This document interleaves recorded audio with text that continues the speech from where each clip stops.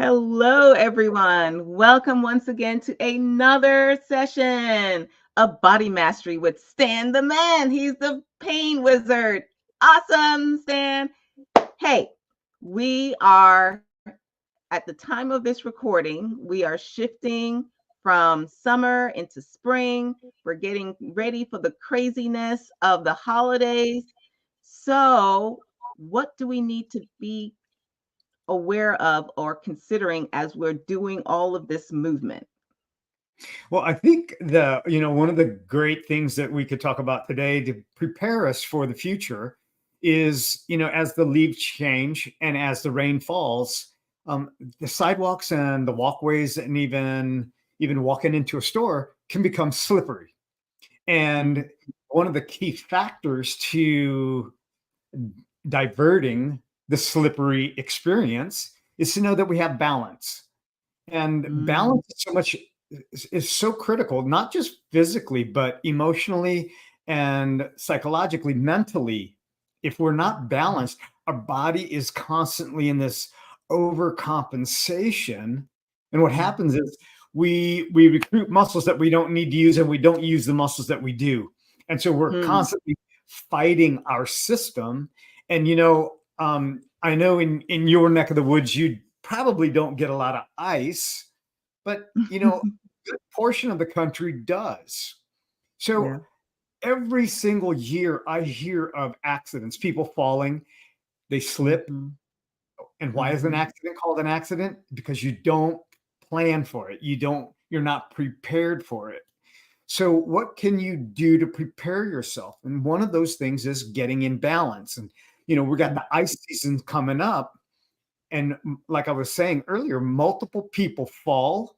And when they fall, usually something gets either bruised badly, breaks, or there's a traumatic brain injury.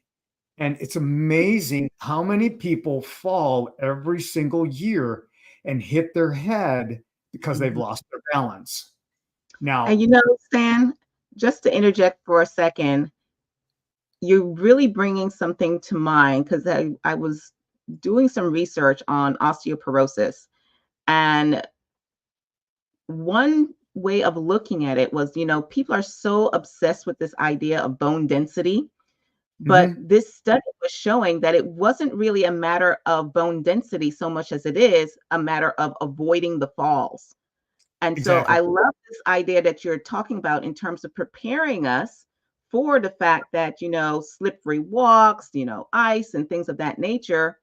And how can we create better balance? Because a lot of us don't even realize that we don't have really good balance.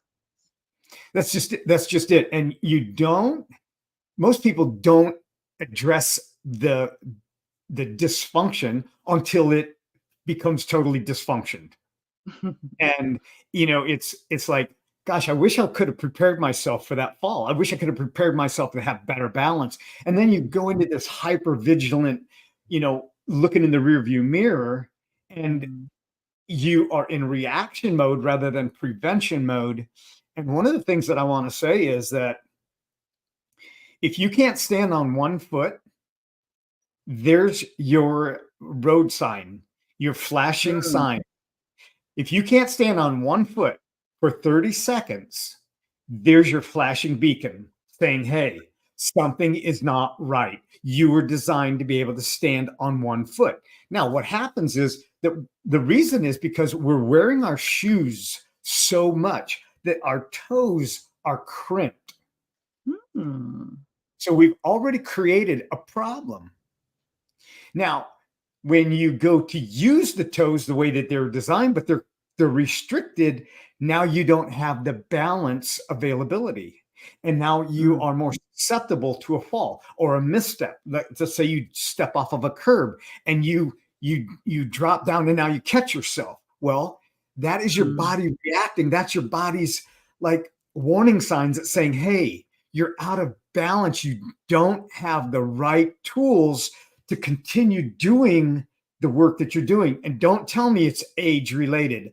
I will be very adamant about that. It's not age related. It's function oriented.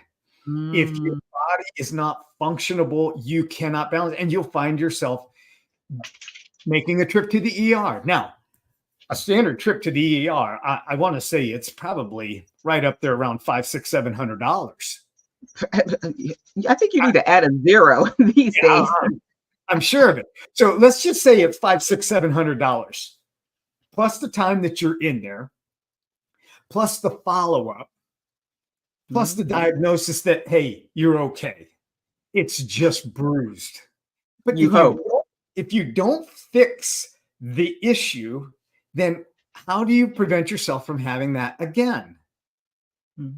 It's kind of like driving on a flat tire. If you got a nail in your tire and it keeps going low, eventually you're going to get the idea that either you replace the tire or you get the nail out and you fix the hole. Mm-hmm. Well, it's your car's indicator saying, hey, something's wrong. The tire keeps going flat. How come I got to fill this up every week?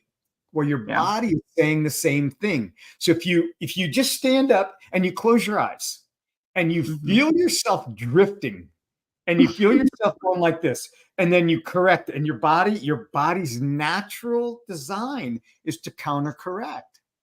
But what if we could prevent that counter correction from constantly being hyperactive and go into a proactive, and that's getting your body in balance? So it's a simple test that you can do by yourself. Nobody even is seeing you do this right now. Just stand up and stand on one foot and see what your body's telling you.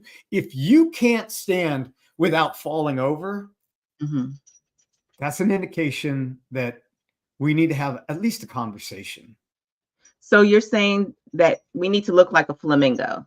So you stand, and how much do you have to raise that foot? And does it matter which foot, or should you try it on both? You try it on both feet, because if you can stand on one foot but you can't stand on the other, there's your indicator.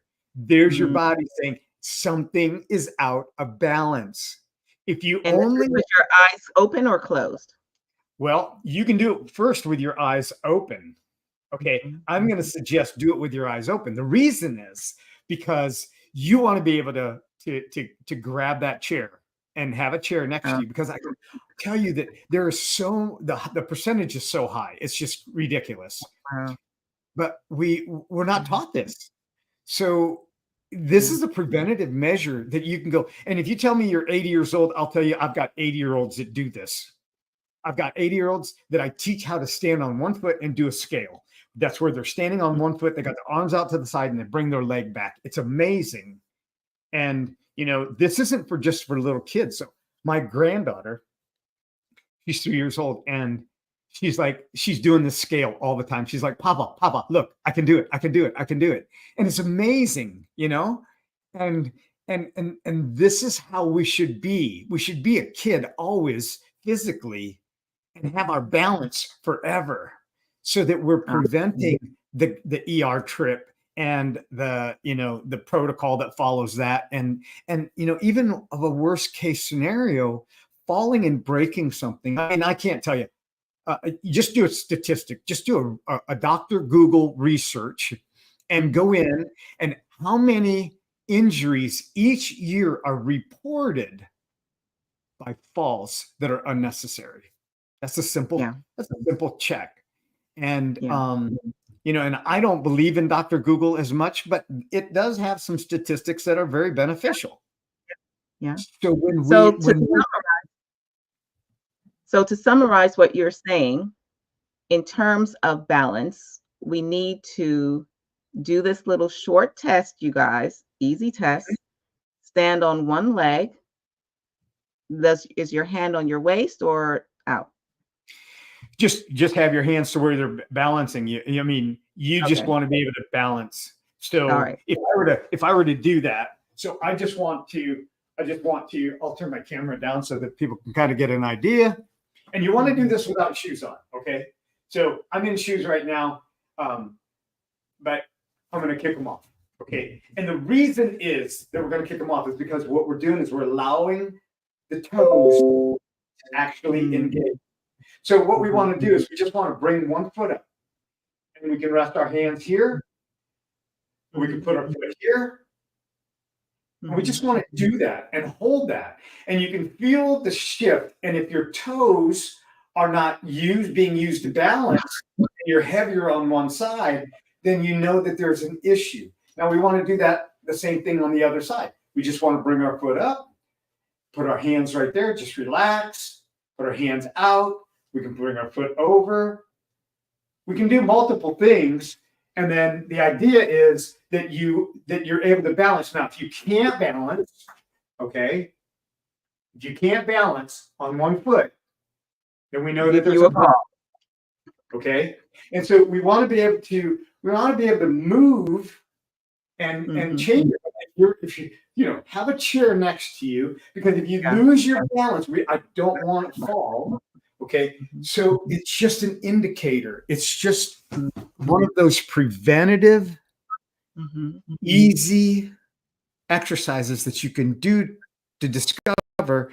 And hey, let's get that balance. Let's change that. Let's create the life that you were designed and intended to live. Awesome. So you guys, a nice, simple check-in just to make sure that you're heading in the right direction and you're able to prevent a lot of those quote unquote accidents. Yep. The majority of accidents that occur are not really accidents. They're actually preventable stuff, right? So I'm so excited about this.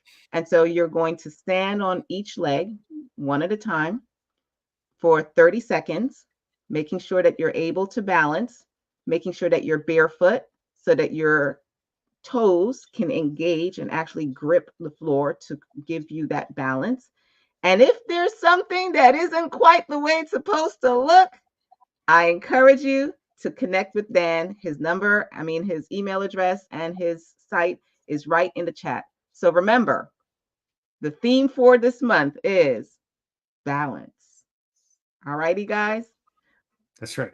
Until next time, peace and blessings.